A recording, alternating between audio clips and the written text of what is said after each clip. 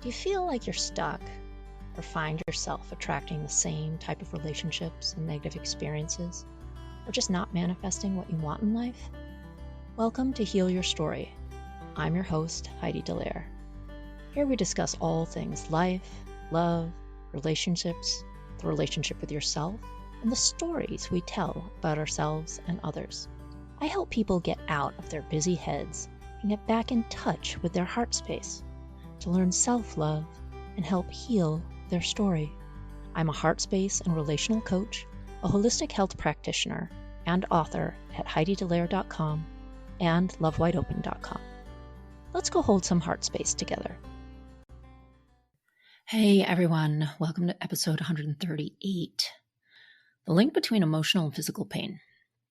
Yeah, there's a reason I'm talking about this today, but are you aware of the connection between emotional pain or depression and physical pain?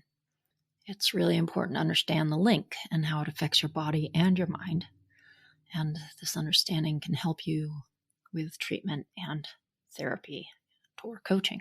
So, lately I've had a ton of clients, both coaching clients and bodywork / Ayurvedic clients that have been having pretty severe low back pain and or hip pain. And when I hear this, I immediately ask about their support system and their worries or stress about finances, family support, being spread too thin, and it can also be a sign of being stuck, unable to make a decision or see clearly what is needed to be done next. And it's all mostly related to root chakra. We can hold our past traumas in our root chakra, and it can manifest into pain in the sacroiliac joint, the low back, and the psoas muscles. So if you aren't feeling secure and you have fears about your future security, along with low back pain or hip pain, it's time to get a little more curious about this. You want to learn more about your emotional and physical pain dilemma. As an Ayurvedic practitioner who practices advanced cognitive healing techniques, I have never forgotten how this was explained to me. There are things we can digest emotionally and physically, and there are things we can't digest emotionally and physically. What we can digest moves out of the tissues of the body and out of the tissues of the mind. What we can't digest, either emotionally or physically, gets trapped in the tissues of the body and the mind and manifests as disease or pain. I've also found that the more emotionally sensitive people, or the more emotionally sensitive you are, like empaths or highly sensitive people, the more likely you are to flare for autoimmune diseases that may or may not exist, but you have all of the symptoms of them. This was me many years ago. It's important to understand the depression and physical pain cycle. Health experts share that depression and pain appear to share a cycle. The cycle makes it difficult to see where one issue starts and one ends, because there's an overlap between depression and pain. So it's hard to tell them apart sometimes. And as your depression or emotional pain gets worse or better, your physical pain responds and may get worse or better in sync. The two are completely interlinked in a complex way that makes it harder to treat. Pain can also make depression more difficult. That's physical pain can make depression more difficult. If you're not able to work or do the activities you enjoy because of physical pain, you suffer and you feel isolated. And this can increase depression and feelings of worthlessness. So let's take inflammation as an example here. Considering inflammation, there are a lot of research studies that point to the role of inflammation in both emotional pain / depression and physical pain. More inflammation tends to make depression worse. Likewise, if you have high levels of inflammation in your body, you're more likely to have higher levels of pain. What causes inflammation in the body? Too much sugar, alcohol, things we can't physically digest, processed food, a super unhealthy diet. Yeah, there are things that cause inflammation in the body which then manifests into physical pain. Okay, so if you're battling emotional pain and or physical pain, using some of the following strategies may alleviate your symptoms. You're going to want to seek help for your emotional pain and depression. You may benefit from therapy, manual bodywork, energy healing, coaching, herbal regimens, or medication specifically designed to manage your emotional pain. The only caution I have is to make sure that if you are going on meds, that it is the last resort to help your pain, because the root cause doesn't get fixed from medical masking. You're going to want to get help for your physical pain.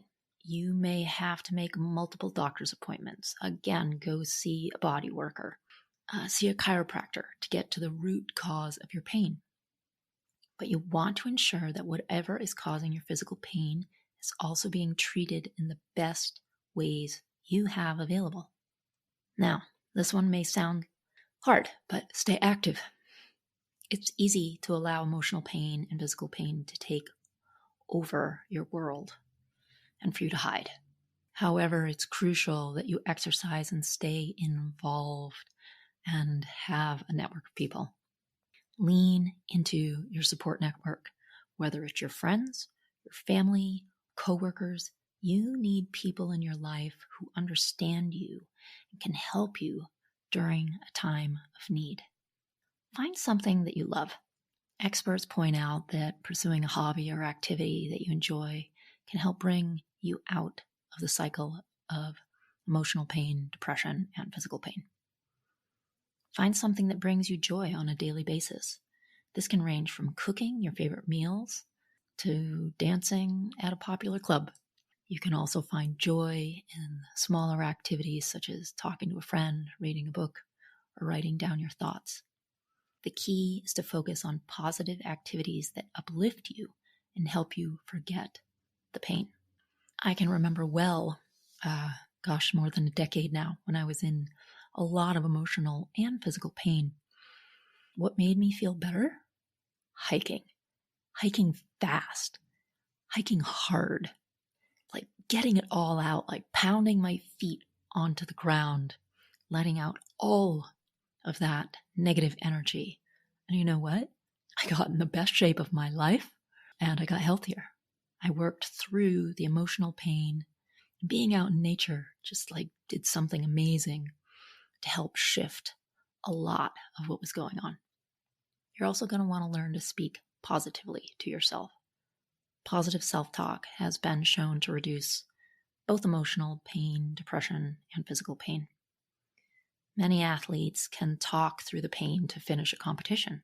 Many people use positive self-talk to get out of depression. You too can use this technique to help manage your pain and depression. Now, it's important to focus on positive aspects of your life and personality so you don't feel guilt or shame. Avoid berating yourself over mistakes. Shift your focus away from negative ideas, habits, or suggestions. And you know what? You can scroll through. There are several affirmations and also other podcasts about positivity and mindset shift. So you know what? The more you practice positive self-talk, the better you get at it and the greater influence you'll have on your results. Emotional and physical pain are absolutely linked together. It's not easy to see where one starts and the other ends. Nevertheless, you can take action to alleviate both pain and depression. Try some of the techniques to make positive differences in your life, and certainly seek help for either. I can tell you from my experience as a practitioner and coach that it takes a balance between manual therapy, mental therapy, and healing and emotional healing to get through all of the pain and create tangible solutions for yourself when you're dealing with emotional pain in the future. I would love to hear from you.